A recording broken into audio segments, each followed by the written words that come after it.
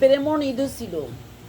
প্রেমনিধি ভগবানকে খুব নিষ্ঠার সহকারে পুজো দিতেন। আগ্রায় বাস ছিল। উনি আগ্রায় বাস করে, তখন তো জবনদের উৎপাত ছিল খুব, মুসলমান ছিল প্রচুর, তাই উনি গভীর রাত্রে জল আনতে যেতেন। তাই গভীর রাত্রে জল আনতে যান। একদিন খুব মেঘ করেছে, ঘোর অন্ধকার। তখন উনি বেরিয়েছেন কলসি নিয়ে। আকাশে মেঘ করেছে, রাস্তা দেখা যায় না। তখন মন্দিরের থেকে সেই বিগ্রহ ভগবান বালক রূপ ধারণ করে বেরিয়ে এসেছেন মশাল হাতে। এবার মশাল হাতে নিয়ে ওই প্রেমনিধির সামনে সামনে হাঁটছেন।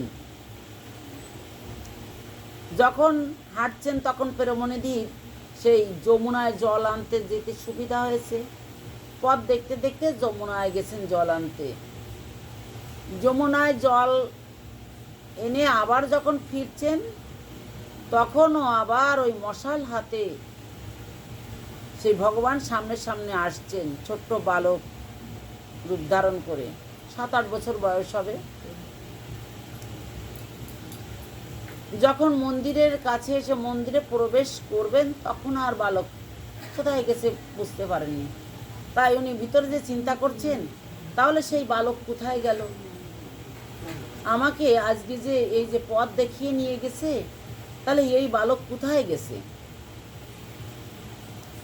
এবার পুজো দিতে গেছেন। পুজো দিতে গেলে আমরা ভগবানের হাতে ফুল দিই না, তাই প্রেমনিধি নিষ্কিঞ্চন বৈষ্ণব উনিও ফুল নিয়ে ভগবানের হাতে দিতে গেছেন। দেখছেন ভগবানের হাতে মশালের কালি, তেল। এবার দেখে উনি মশালের তেলটা মুছে দিলেন, মুছে দিয়ে ফুল হাতে দিয়েছেন। এবার দেখছেন ভগবানের গা দিয়ে ঘর্ম ঝরছে, ঘাম। তখন চিন্তা করছেন ভগবানের কি খুব গরম লেগেছে। এবার ভগবানের চরণের দিকে তাকিয়েছেন, দেখছেন চরণে বালি। এবার দেখছেন ভগবানের পাশে সেই মশালটা। তখন প্রেমনিধি কাঁদছেন যে তুমি আমার জন্য এত কষ্ট করেছো, রাস্তা দেখাতে তুমি নিজেই চলে গেছো। এই প্রেমনিধি প্রতিদিন বিকালে ভাগবত পাঠ করেন। তাই ভাগবত পাঠ করতে লাগলে পাড়ার থেকে মায়েরা আসে বেশি, বাবারা 2-1 আসে, কিন্তু মায়েরা বেশি আসে। দেখেছেন তো, মায়েদের ভিতর ভক্তিটা বেশি। যেখানেই ভাগবত হোক না কেন, মায়েরা বেশি আসে। এবার মায়েরা তো এসেছে, বাবাদেরও ভক্তি আছে, কিন্তু মায়েরা বেশি আসে। এবার এসেছে পাড়ার থেকে, ভালো লোকও আছে, খারাপ লোকও আছে। খারাপ দুষ্ট লোক এসে দেখছে কি এই মেয়ে ছেলেরা বসে বসে পাঠ শুনছে, এ তো ভালো লাগে না। অমুকের ঘরের বউ এসেছে, তমুকের ঘরের বউ এসেছে। এবার যে বাচ্চার কাছে লাগিয়েছে, জানো তো প্রেমনিধি সাধু সেজে বেড়ায়, আর পরের স্ত্রীদের নিয়ে বসে বসে গল্প করে, স্বভাব একটুও ভালো না। যখন বলেছে তখন বাচ্চা লোক পাঠিয়ে দিয়েছে, যাও তোমরা প্রেমনিধিকে ধরে নিয়ে আসবে। তখন বিকালবেলা সবে প্রেমনিধি বৈকালীন সেবা দিয়েছে, ভগবানের প্রসাদ নিবেদন করেছে, কিন্তু জলটা নিবেদন করা হয়নি। তখনই বাদশার লোক এসে সঙ্গে সঙ্গে তাকে ধরে নিয়ে কয়েদখানায় আটকে রেখেছে। যখন আটকে রেখেছে তখন সেখানে প্রেমনিধি বসে ভগবানের নাম করছেন। ভক্ত যে অবস্থায় থাকে সেখানেই ভগবানের স্মরণ করেন। আর এদিকে রাত হয়ে গেছে, গভীর রাত, রাজাও নিদ্রা গেছেন, বাদশা নিদ্রা গেছেন। নিদ্রা যাওয়ার পর তখন কে যেন এসে বলছে, আজকে তোকে আমি মারবো। আমাকে প্রেমনিধি যে সেবা দিয়েছে, জলটা নিবেদন করেনি, আমার পিপাসায় বুক ফেটে যাচ্ছে, আর তুই প্রেমনিধি আমার নিষ্কিঞ্চন বৈষ্ণবকে তুই কয়েদখানায় আটকে রেখেছিস। তুই কয়দিনের রাজা, তুই যে বাচ্চা হয়েছিস, আমি এই সমস্ত ত্রিভুবনের রাজা আমি, আর তোকে তো সামান্য একটু জায়গা দিয়েছি। তা আজকে রাত্রেই তোর শেষ দিন, তুই যদি প্রেমনিধিকে ছেড়ে দিস তাহলে বাঁচবি, আর ছেড়ে না দিলে তোকেই আমিই মারব। তখনই উনি ঘুম থেকে জেগে গেলেন। জেগে তখন বলছেন, প্রহরীরা তোমরা এখানে আসো, প্রেমনিধিকে কয়েদখানা থেকে বেরিয়ে এনে আমার কাছে দাও। যখনই দিয়েছে তখন বলছে, তুমি যে ভগবানের সেবা দিছিলে, তুমি জল নিবেদন করনি ভগবানকে? বলে কি, না, আমি শুধু সেবা দিছিলাম কিন্তু জলটা দিতে পারিনি, আপনারই তো এই পাইপ পেয়াদাগুলো আমাকে ধরে এনেছে। বলে কি, তোমাকে মুক্ত করে দিলাম, তুমি যে ভগবানের সেবা দাও, ভগবানকে জল দাও, ভগবানের পিপাসায় বুক ফেটে যাচ্ছে, আর তুমি আমাকে ক্ষমা করে দাও, কারণ আমি অপরাধী, ভগবানের সেবার জলটা আমি দিতে দেইনি, তাহলে আমি অপরাধ করেছি, তাহলে তুমি আমাকে ক্ষমা করে দাও। তখন সেই প্রেমনিধির সঙ্গে 3-4টে মশাল দিয়ে আরও কয়েকজন লোক দিয়ে গভীর রাত্রে পাঠিয়ে দিলেন।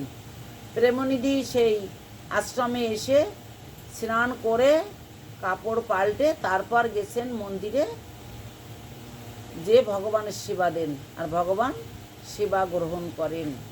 তাহলে এই যে ভক্ত, নিষ্কিঞ্চন ভক্ত হলে ভগবান সেখানে সেবা নিতে আসেন। দেখেন, শ্রী সদনা কসাই ছিল, মাংস বিক্রি করত, মাংস কিনে আনে আর মাংস বিক্রি করে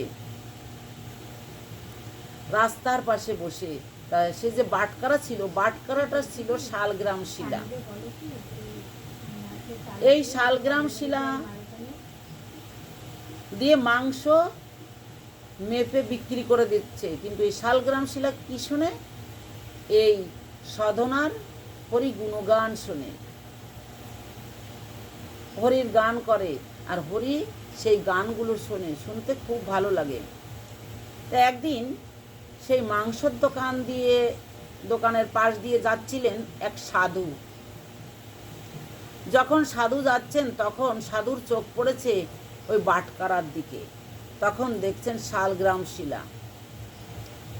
দেখে এসে সদনাকে বলছে, আমি তোমাকে একটা বাটকারা দেব, আর তুমি এই তোমার বাটকারাটাকে আমাকে দেবে।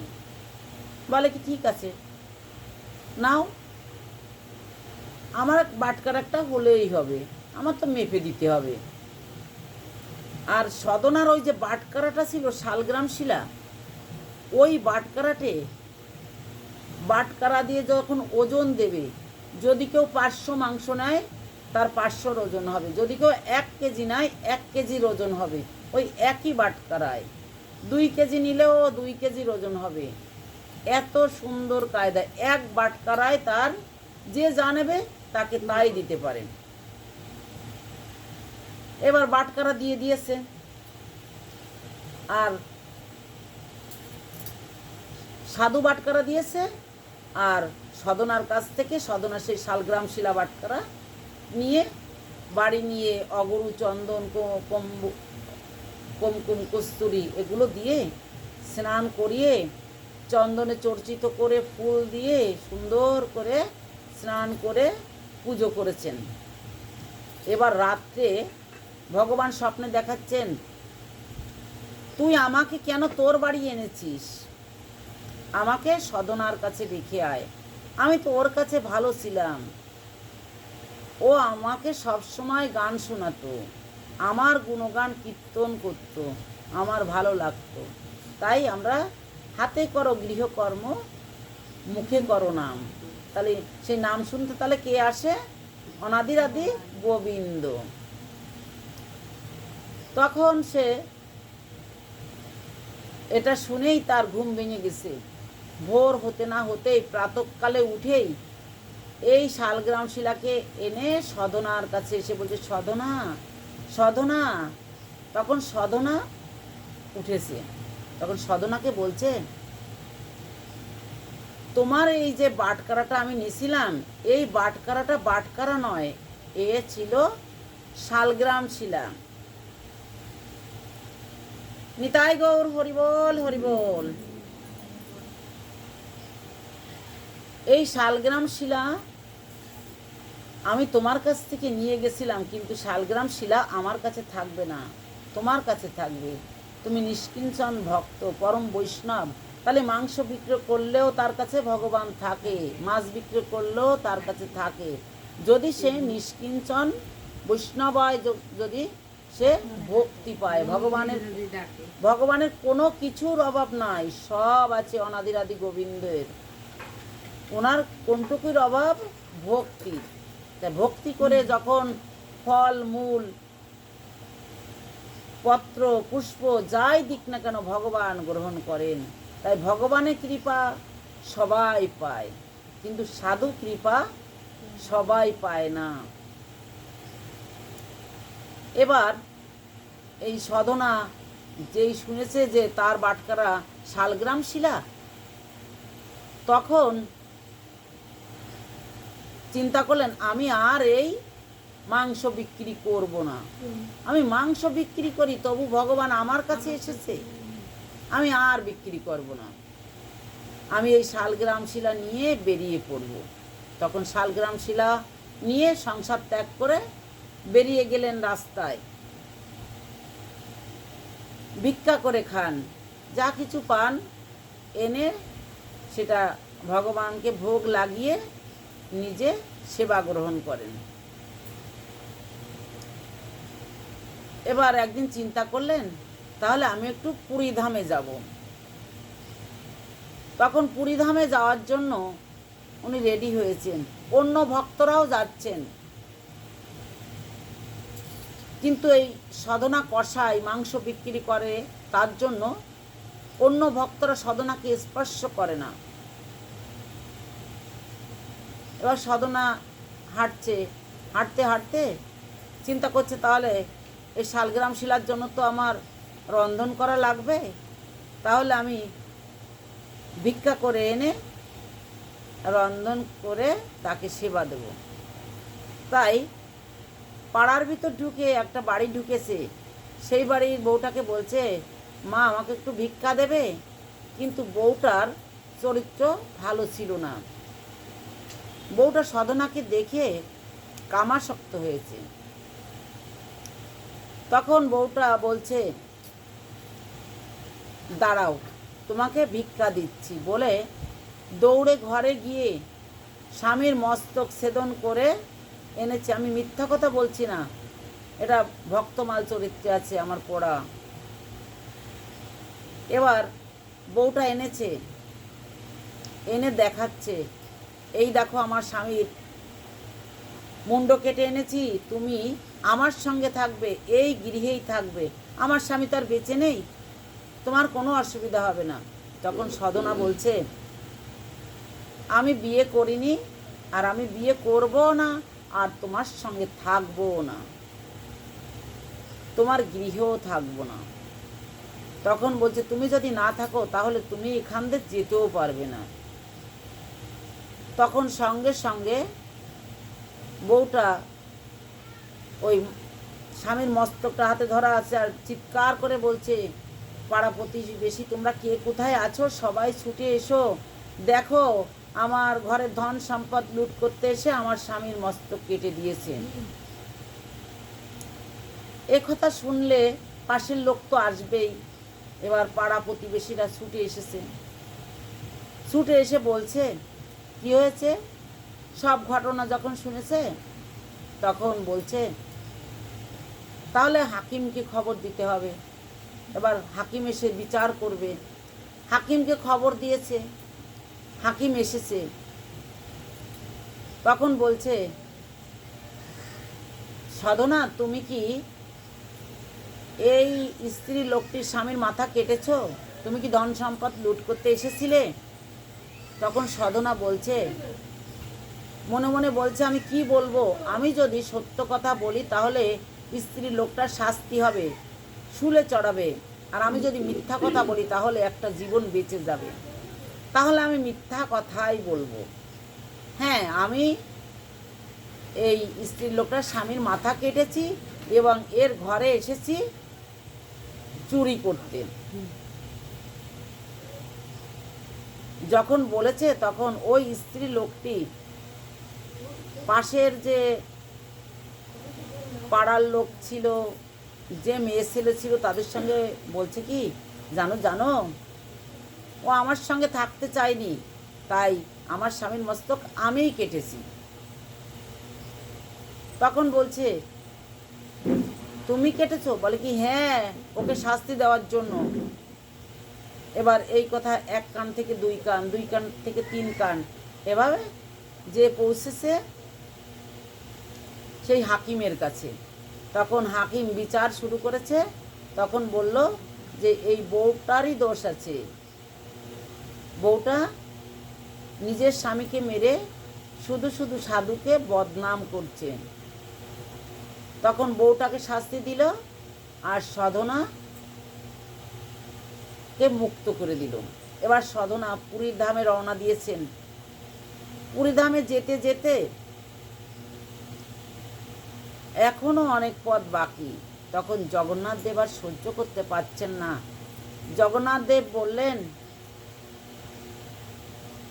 পাণ্ডাদের বলছেন, তোমরা যাও পালকি নিয়ে, আমার ভক্ত আসছে সাধনা, সাধনাকে পালকিতে উঠিয়ে চামর দিয়ে বাতাস করতে করতে নিয়ে আসবে।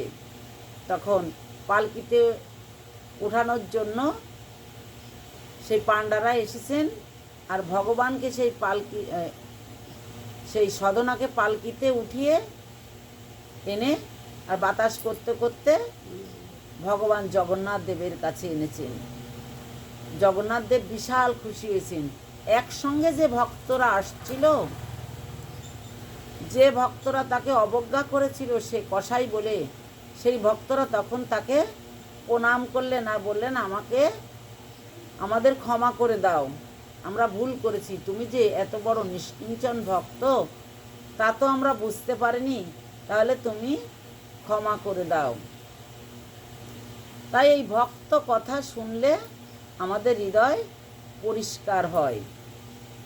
দেখেন, এই অনাদিরাদি গোবিন্দ সে তো অঙ্গে বিভিন্ন রকম অনেক কিছুই ধারণ করেন। বৈজয়ন্তী মালা ধারণ করেছেন, তারপর বুকে ধারণ করেছেন কৌস্তব মণি। তা বৈজয়ন্তী মালা কিভাবে ভগবানের গলায় এসেছে? বৈজয়ন্তী মালাও ছিল ভক্ত, ভক্ত এসে ভগবানের গলায় এসেছে কিভাবে সেটাই বলছি। বেনু রাজা ছিল, বেনু রাজার কোনো সন্তান ছিল না, তাই প্রজাদের তিনি পুত্রবৎ ভালোবাসতেন। পুত্রকে স্নেহ করলে যেমন ভালোবাসে তেমনি। তা একদিন বললেন, দেখো, তোমরা তো আমার সন্তানের মতো, কিন্তু আমি তো হাটকুরে রাজা, তাই হাটকুরে রাজার মুক্তির জন্য তোমরা কিছু করো।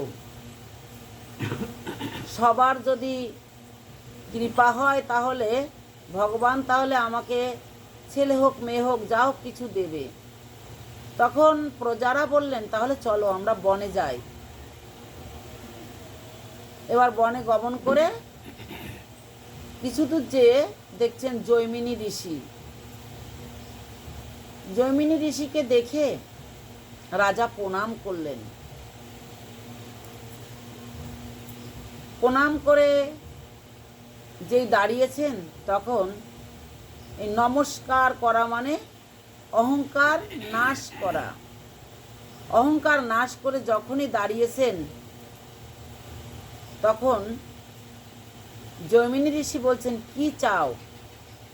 তখন বললেন, আমি একটা সন্তান চাই, আমি হাটখুরে রাজা, আমার কোনো কিছুরই অভাব নাই, প্রজারা আমাকে খুব ভালোবাসে, ধন সম্পদ সবই আছে, শুধু আমার সন্তান নাই। তখন বললেন, ঠিক আছে, এই ফুলটা নাও, ফুলটা বেটে তোমার স্ত্রীকে খাইয়ে দেবে, তোমার স্ত্রী গর্ভবতী হবে, যথাসময়ে সন্তান প্রসব করবে। এবার ফুলটা এনে স্ত্রীকে খাইয়ে দিয়েছেন, স্ত্রী গর্ভবতী হয়েছে, যথাসময়ে প্রসব করেছেন একটা কন্যা সন্তান। তখন এই রাজা তো খুব ধার্মিক ছিলেন, গ্রন্থ পড়তেন, ভাগবত পড়তেন। রাজা চিন্তা করলেন, তাহলে সুন্দর একটা নাম রাখতে হবে, তাহলে ওর নাম কি রাখবো? ওর নাম রাখবো বৈজয়ন্তীমালা। তাই তার কন্যার নাম রেখেছিলেন বৈজয়ন্তীমালা। এবার বৈজয়ন্তীমালা আস্তে আস্তে দেখতে দেখতে 16 বছর বয়স হয়েছে। 16 বছর রূপ যৌবনে পরিপূর্ণ, নবীনা যৌবনা, সুন্দর চেহারা হয়েছে। তখন বেনু রাজা চিন্তা করলেন, তাহলে আমি স্বয়ম্বর সভার আয়োজন করব। স্বয়ম্বর সভার যদি আয়োজন করি, আমার মেয়ের বিয়ে দিতে পারবো। তখন বিভিন্ন রাজাদের এই খবরটা পৌঁছে দিলেন যে রাজপুত্ররা আসবে, আর আমার কন্যা যার গলায় বড়মাল্য দেবে, তার সঙ্গে আমার কন্যার বিয়ে হবে। এবার বৈজয়ন্তীমালা বলছে, বাবা আমার একটু অনুরোধ রাখবে?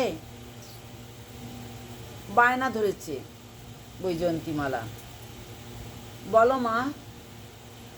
বাবা, তুমি তো ভাগবত পাঠ করো, আর সেখানে তো আমি শুনেছি যে ভগবান কত সুন্দর। তাহলে ভগবান এত সুন্দর,